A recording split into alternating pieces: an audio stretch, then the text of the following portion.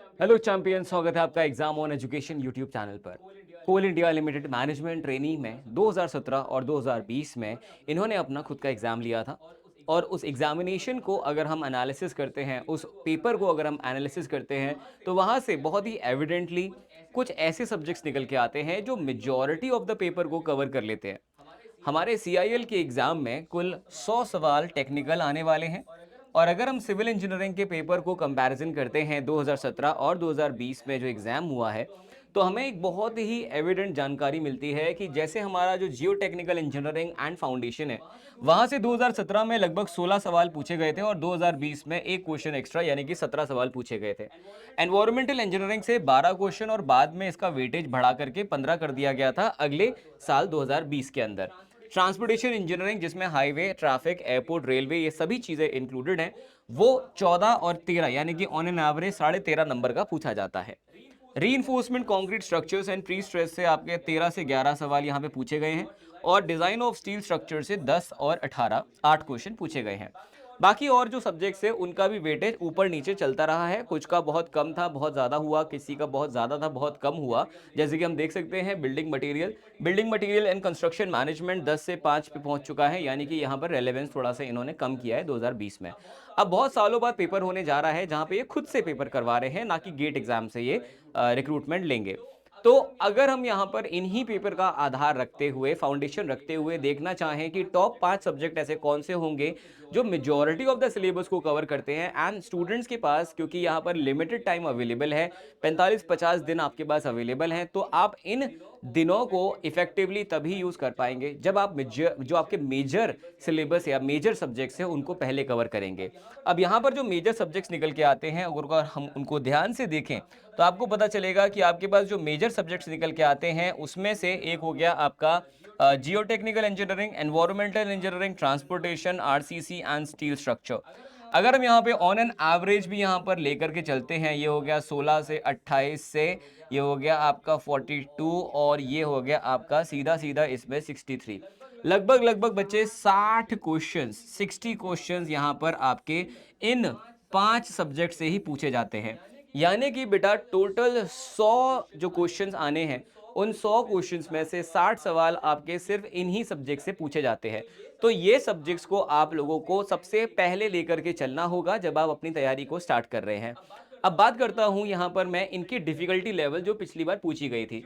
जियो technical का जो syllabus था उसमें हम कह सकते हैं इसका जो डिफिकल्टी था वो मीडियम टू हार्ड लेवल में देखा जा सकता है सीआईएल के एग्जाम में। Environment was easy to medium दोनों ही पेपरों में, और ये दोनों रहे थे मीडियम, और स्टील जो था ये भी मीडियम टू हार्ड की कैटेगरी में ही आता है।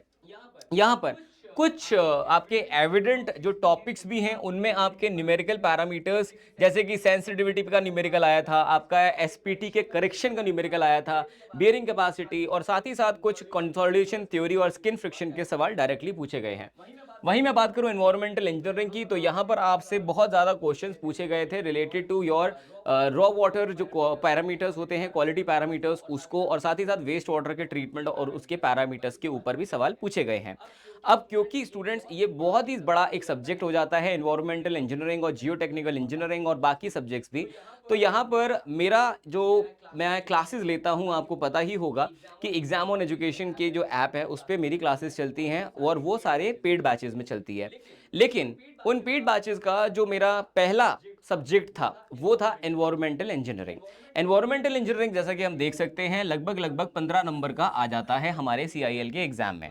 तो यहाँ पर जो एनवायरमेंटल इंजीनियरिंग का मेरी जितनी भी वीडियो क्लासेस हुई थी, जितनी भी क्लासेस थी मेरी, जो मैंने थ्योरी क्लासेस ली थी, वो साथ ही साथ उन थ्योरी क्लासेस के अंदर मैंने आप लोगों को जितना भी डीपीपी दी है, जितनी भी उस थ्योरी क्लास के अंदर आप लोगों को मैंने क्लास नोट्स दिए हैं या स्टडी नोट्स दिए हैं, वो सारे के सारे मैं आप सभी लोगों को फ्री में, या फिर आप बोल सकते हैं आपके लिए हेल्प हो जाए एग्जाम की तैयारी में, one of the biggest subject का इस पर्टिकुलर एग्जाम में, तो उसके लिए पूरे एनवायरमेंटल इंजीनियरिंग का मैंने एक फ्री बैच आपके लिए एग्जाम ऑन एप्लीकेशन पर बनवा दिया है।